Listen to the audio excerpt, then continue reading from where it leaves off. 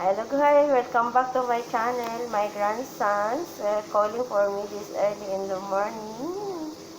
Kakatuwa lang sila. Ayan, oh. Kakatuwa lang. Okay, bye-bye now. And thank you for calling. Have a nice day.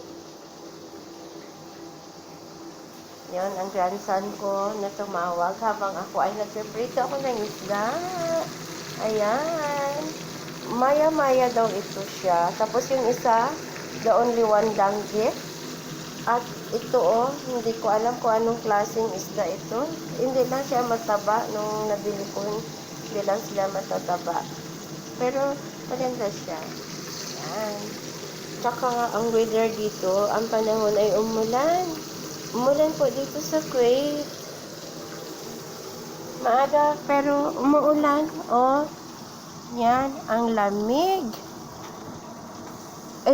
Space po yan sa kabilang bahay po namin yan na nabagbag, hindi pa nila napatayuan. Ganyan, kalaki oh. Pero ako na nandito ko sa taas, ayan. Malamig ang hangin. Yan yung mga tree nila oh. Tsaka tamar.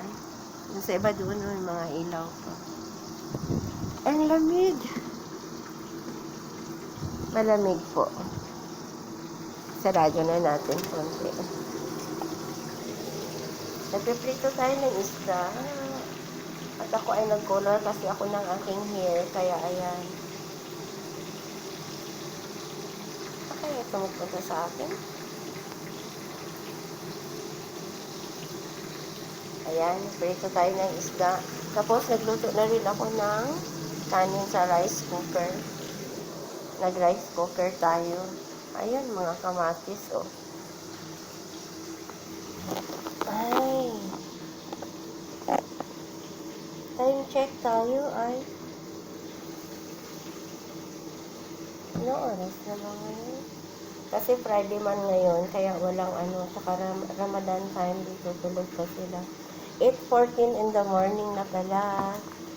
Ayan. 8:14 in the morning. At saka magkape tayo guys. Wala pa pala ako na timpla. Timpla tayo ng coffee. Painit muna tayo ng tubig. Painit tayo ng tubig. Magkape tayo.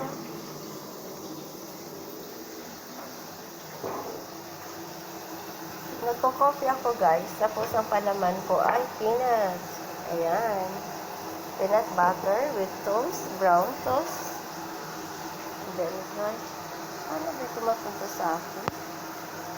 Ay, picture pala na gano'n. Okay guys, thank you for watching. Mag-coffee tayo ha.